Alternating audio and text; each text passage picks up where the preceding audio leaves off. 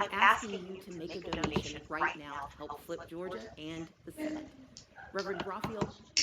This video was made possible by Squarespace. Whether you need a domain, online store, or website, make it with Squarespace.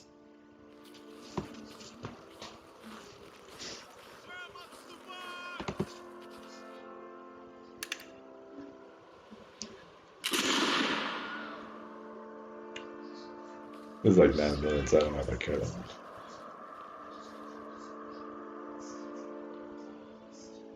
For much of Scandinavian history, the balance of power has been maintained by just 4 states: Sweden, Norway, Denmark, and the less obvious one, Russia.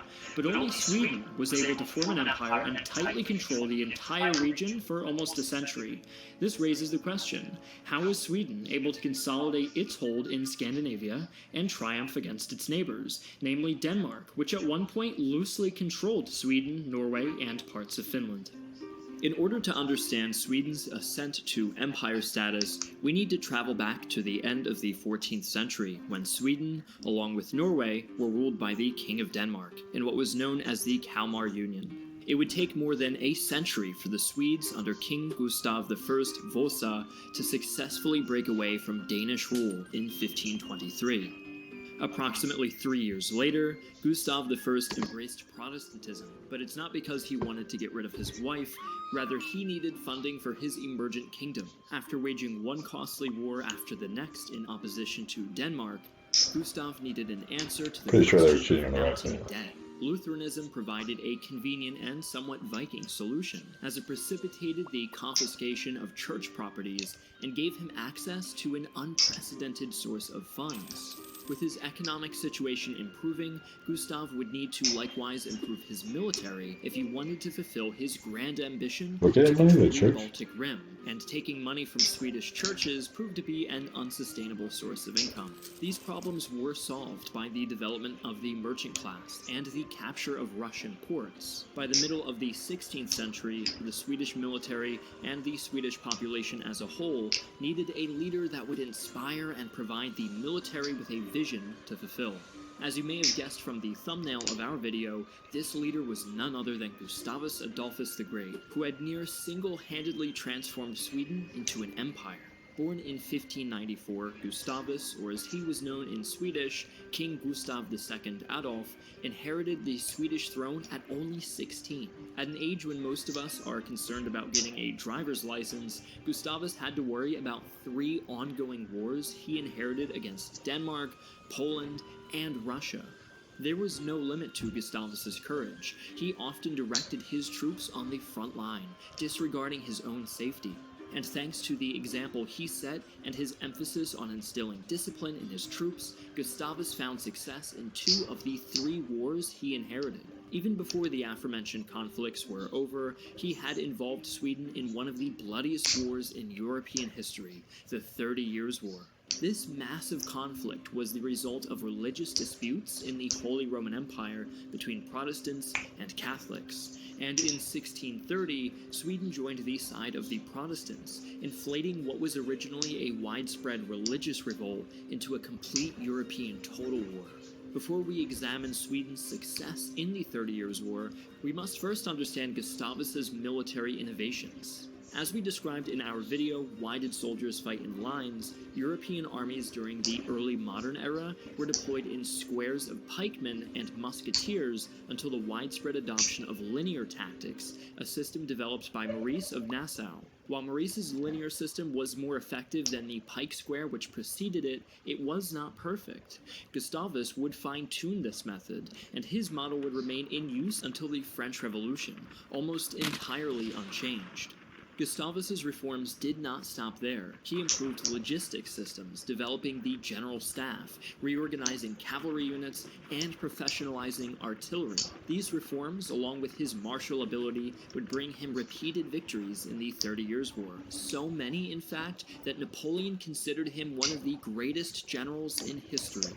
Gustavus himself commanded the Swedes successfully at several battles during the war, most notably at Breitenfeld in 1631 and Lutzen in 1632, the latter of which resulted in his death. Even with Gustavus gone, however, the Swedish army continued to be successful on the battlefield, and in 1655, when the 30 Years' War ended, the Kingdom of Sweden controlled several small German states.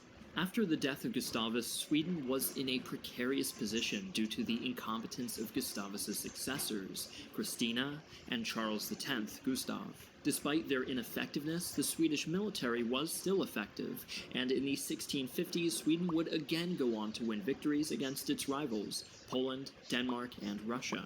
But as the 18th century drew nearer, Sweden's military dominance in Northern Europe and Eastern Europe would begin to decline just as many European nations adopted Swedish military tactics. This ultimately eliminated Sweden's long-standing martial advantage. Although Sweden did participate in more limited conflicts during the reign of Charles XI, who held the throne during the later parts of the 17th century, most of the king's energy during this time was spent on reforming the bureaucracy and nobility of the country. Charles XI's most notable accomplishment was his conversion of the Swedish government from a semi-parliamentary state to a near-absolute monarchy, which allowed him to reform the country's budgetary process and thus provide more funds for future wars. Charles XI died at the age of 41, leaving his 15-year-old son, Charles XII, as king, and it was at this point where Sweden would never fully recover. A mere 3 years after Charles XII was crowned, the enemies of Sweden, including Russia and Poland, decided to take advantage of the king's inexperience and declared war. This conflict, which would be known as the Great Northern War, would last over 20 years. Sweden was initially successful in the war, but the tide turned quickly after the disastrous Battle of Poltava, which resulted in the capture of almost the entire Swedish army. To add insult to injury, the Danish decided to make several incursions into Swedish territory. It was while fighting the Danes that Charles himself was killed in battle in 1718, approximately a decade after Poltava. The Great Northern War continued until 1721, but the Swedes saw no further successes. When the war ended, Sweden had lost Ingria, Estonia, and Livonia to the Russians, and several small Scandinavian territories to the Danes. And it was in that year, 1721, that marked the end of the Swedish Empire. Sweden would continue to play a role in European affairs throughout the 18th and 19th centuries, but its role would remain a minor one due to continued defeat at the hands of its neighbors. By the end of the Napoleonic Wars, Sweden took a stance of neutrality, which persisted during both of the World Wars. Neutrality. Now back to our sponsor. That's nice. Recently, Squarespace has made my life a lot easier. This website building platform offers a wide array of customizable free trial using squarespace.com/armchairhistorian. It's as easy as clicking the link in the description. Thanks for watching. I'd like to thank the Armchair Historian team and my... Alright, holiday decorating! A lot of people don't get that option for neutrality. It's nice that you guys have that in Europe.